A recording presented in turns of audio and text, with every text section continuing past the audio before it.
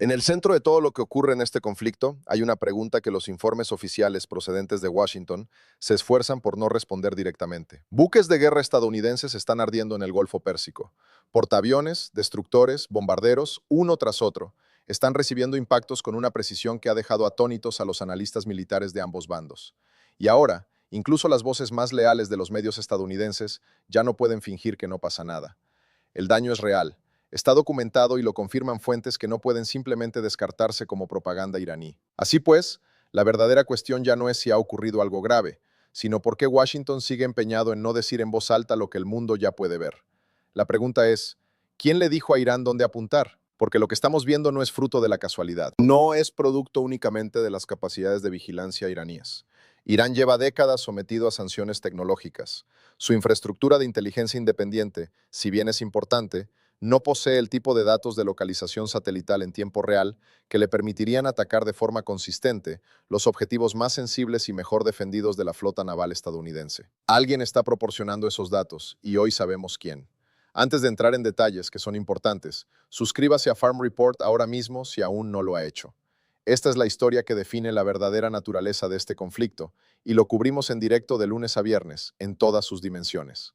Haga clic en el botón, comparta este video y entremos en materia. La confirmación no provino de los medios estatales rusos, no provino de comunicados militares iraníes. Provino del Washington Post, el New York Times, Associated Press y Reuters simultáneamente, citando a múltiples funcionarios de inteligencia estadounidenses con acceso directo a evaluaciones clasificadas. Tres funcionarios con conocimiento de la inteligencia describieron la situación al Washington Post en términos notablemente específicos. Rusia está compartiendo coordenadas satelitales en tiempo real con Irán, ubicaciones precisas de buques de guerra estadounidenses en el Golfo, posiciones de aeronaves estacionadas en bases de la coalición en toda la región, clasificación de objetivos prioritarios, qué instalaciones atacar primero, qué activos neutralizar y qué equipo usar contra cada objetivo. La inteligencia que se transmite de Moscú a Teherán es descrita por los propios funcionarios estadounidenses con una sola palabra: exquisita. Esa palabra importa.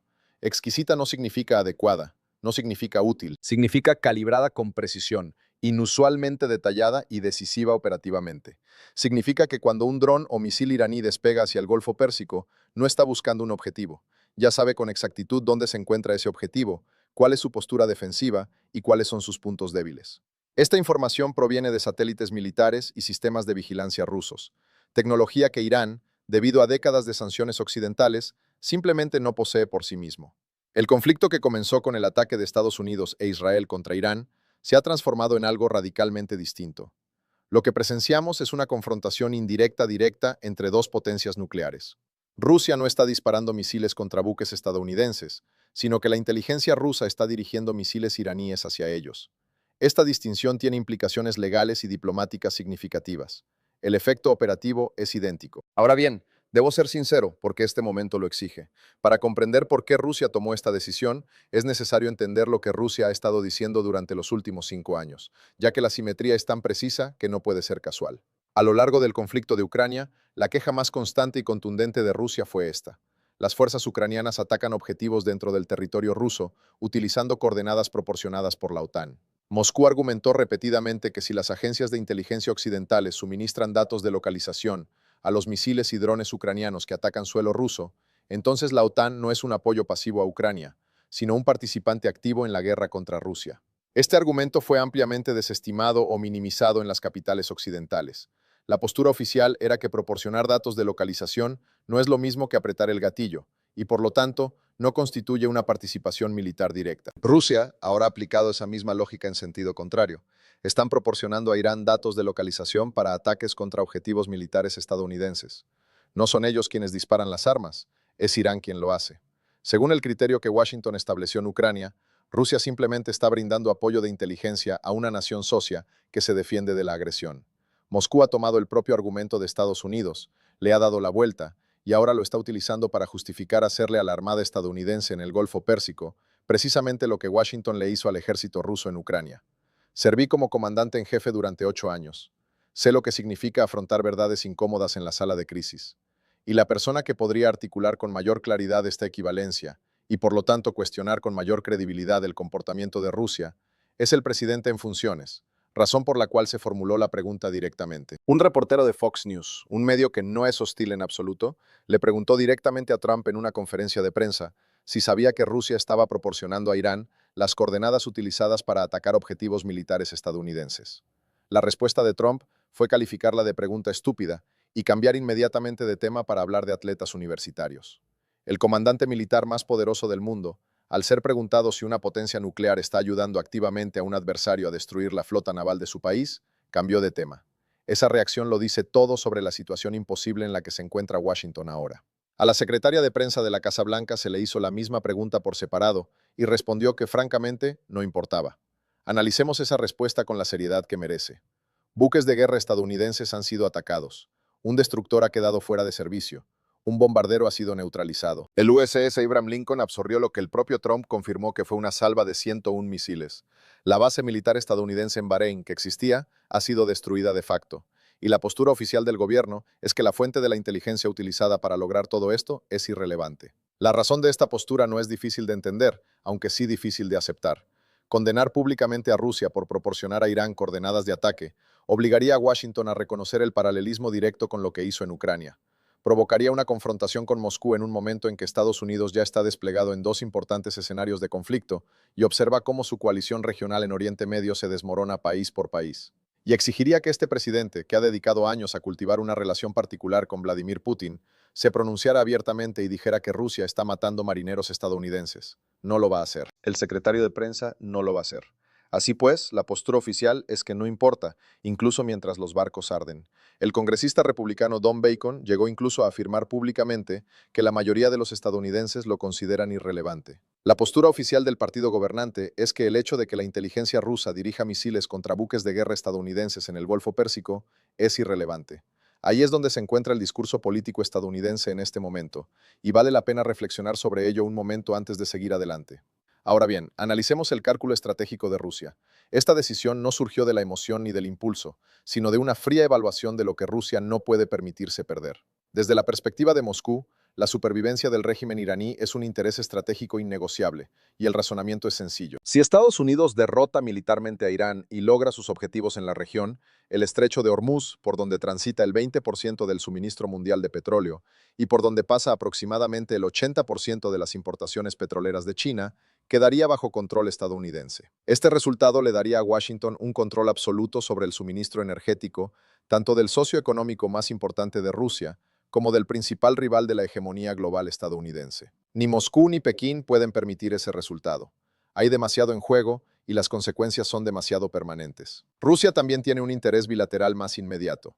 Irán y Rusia firmaron acuerdos de cooperación militar por un valor aproximado de 590 millones de dólares, que incluían sistemas de defensa aérea capaces de interceptar aeronaves avanzadas y misiles de crucero. La activación de esta colaboración en condiciones de combate reales no es solo un favor a Irán. Se trata de una prueba de campo de la tecnología militar rusa frente al armamento y las operaciones occidentales más sofisticadas.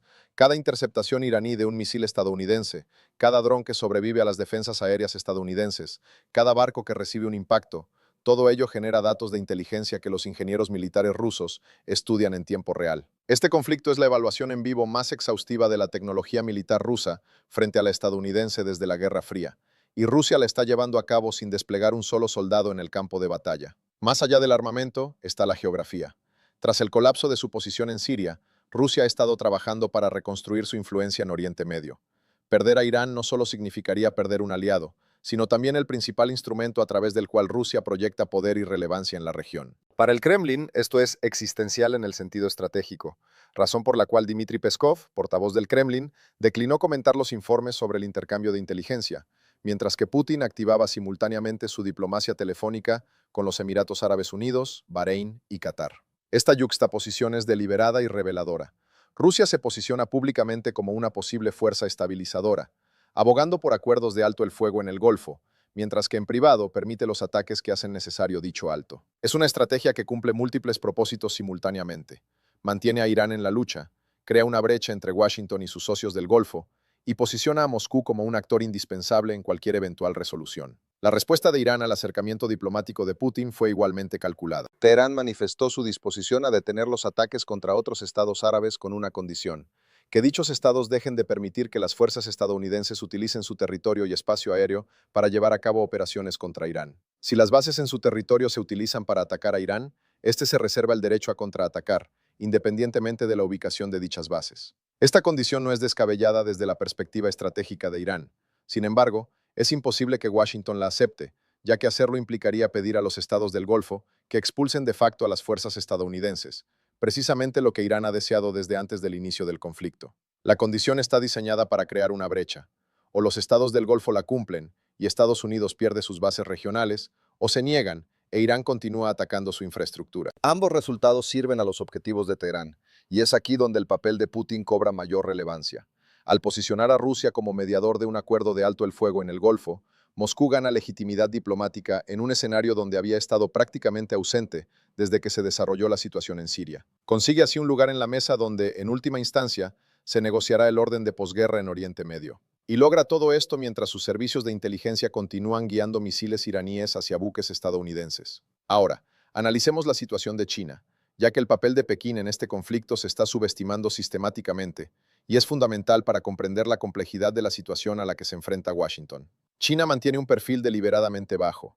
No hay anuncios dramáticos, ni despliegues militares, ni declaraciones públicas que puedan interpretarse como una implicación directa. En cambio, la acción de China es económica. Pekín sigue comprando petróleo ruso e iraní a gran escala, utilizando monedas locales en acuerdos comerciales bilaterales que prescinden por completo del dólar. La infraestructura financiera que lo posibilita, la misma que amenaza el sistema del petrodólar que analizamos en una transmisión anterior, ya está operativa y gestiona un volumen significativo de transacciones. Más importante aún para la dimensión militar, China es la fuente de los microcomponentes electrónicos que se utilizan en los drones iraníes. Los drones de la serie Shahed, que se han convertido en el sistema de armas más temido y comentado de este conflicto, se fabrican con componentes de origen chino. Sin los microcomponentes electrónicos chinos, la producción de drones de Irán se ralentizaría drásticamente. Con ellos, la línea de producción sigue funcionando y las reservas siguen creciendo. China no está disparando drones contra barcos estadounidenses, pero todos los drones que lo hacen contienen componentes chinos.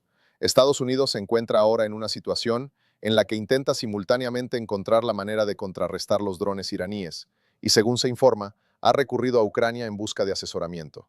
Dado que las fuerzas ucranianas poseen la experiencia más amplia en el manejo de los mismos sistemas de drones que Rusia desplegó allí, la paradoja geopolítica de esta situación resulta casi perfecta. Estados Unidos le pregunta al país al que armó contra Rusia cómo contrarrestar las armas que Rusia ayudó a desarrollar y China a fabricar, y que ahora Irán utiliza contra buques estadounidenses. Cada aspecto de este conflicto remite al mismo conjunto de interdependencias que Washington pasó años fingiendo que no existían. Ahora bien, abordemos la cuestión de la invasión terrestre, ya que ha dejado de ser teórica y sus implicaciones a futuro son graves. Informes de NBC y otros medios regionales indican que Trump ha expresado en privado su interés en desplegar tropas terrestres en territorio iraní para misiones que se describen como estratégicamente específicas. El contexto es el aparente fracaso de la estrategia de desestabilización kurda, el plan para utilizar fuerzas kurdas con el fin de generar inestabilidad interna en Irán, fracturar su cohesión territorial y generar la presión interna necesaria para forzar un cambio de régimen desde dentro. Dicho plan no ha funcionado. Según se informa, 3 intentos de activarlo han fracasado, y cuando la estrategia de la campaña aérea no produce los resultados deseados y la estrategia de desestabilización indirecta ha fracasado, aumenta la presión para considerar una opción terrestre. No se ha firmado ninguna orden, eso debe quedar claro. Pero el hecho de que altos funcionarios estadounidenses confirmen que la opción se está discutiendo, que está sobre la mesa, que se está considerando seriamente, eso en sí mismo es una escalada significativa en el entorno retórico y de planificación. Porque un despliegue terrestre en Irán no sería una operación quirúrgica, sería una invasión de un país de 90 millones de personas, con un ejército profundamente motivado, un terreno extraordinariamente difícil para las fuerzas mecanizadas, y una población que ha pasado 40 años escuchando que las fuerzas estadounidenses representan una amenaza existencial para su nación y su forma de vida. El cálculo de las bajas debería hacer reflexionar a Washington. Las campañas aéreas son políticamente sostenibles, siempre que las bajas sean principalmente del otro bando. En el momento en que los soldados estadounidenses comiencen a regresar a casa en ataúdes cubiertos con la bandera desde suelo iraní, la ecuación política interna cambiará por completo e irreversiblemente. Este presidente tiene elecciones de mitad de mandato próximas. Los precios del combustible ya han subido un 30%. El apoyo público a esta guerra nunca fue fuerte. Una invasión terrestre que produzca bajas estadounidenses a gran escala no solo pondría fin a la guerra políticamente, podría acabar con la administración. Antes de concluir, queda por examinar una dimensión más que conecta todo lo que hemos analizado hoy con la trayectoria general de este conflicto. Ucrania se encuentra ahora involucrada en ambos bandos de esta guerra simultáneamente. Según informes, soldados ucranianos están desplegados en Oriente Medio, asesorando a las fuerzas estadounidenses sobre contramedidas contra drones, basándose en su experiencia frente a drones iraníes suministrados por Rusia en su propio territorio. Por otro lado, Rusia asesora a Irán y le proporciona datos de objetivos que se utilizan para destruir activos militares estadounidenses. La guerra en Ucrania y la guerra contra Irán no son conflictos aislados, son nodos de una misma red conectados por la tecnología, el intercambio de inteligencia, las relaciones indirectas y los cálculos estratégicos de potencias que han llegado a la conclusión de que sus intereses se defienden mejor, asegurándose de que Estados Unidos no salga de ninguno de los dos escenarios con su credibilidad militar intacta. Cada misil iraní que impacta un buque estadounidense utilizando coordenadas rusas es un misil que Rusia no tuvo que disparar. El costo para Moscú es la transmisión de una coordenada satelital. El beneficio es una presencia naval estadounidense debilitada, unas fuerzas armadas estadounidenses exhaustas, una estructura de alianzas estadounidenses fracturada y una audiencia global que observa cómo el poder militar estadounidense absorbe pérdidas que no está dispuesta a reconocer públicamente. Esto representa un valor estratégico extraordinario, con un riesgo militar directo prácticamente nulo. Estados Unidos inició este conflicto exigiendo la rendición incondicional de Irán. Semanas después, sus buques operan en el Golfo Pérsico, sabiendo que Rusia ya ha revelado sus posiciones a Irán. El dominio naval del que Estados Unidos ha dependido durante décadas para proyectar su poder está siendo cuestionado en tiempo real, y la respuesta oficial de Washington es que no importa. Importa muchísimo, y seguiremos explicándote lo importante que es cada día en Farm Report. Suscríbete a este canal ahora. Comparte este video con todos tus contactos que quieran entender la magnitud de lo que está sucediendo y acompáñanos en directo de lunes a viernes. La versión oficial de esta guerra se vuelve cada vez más difícil de sostener con cada impacto. Nosotros te daremos la versión real.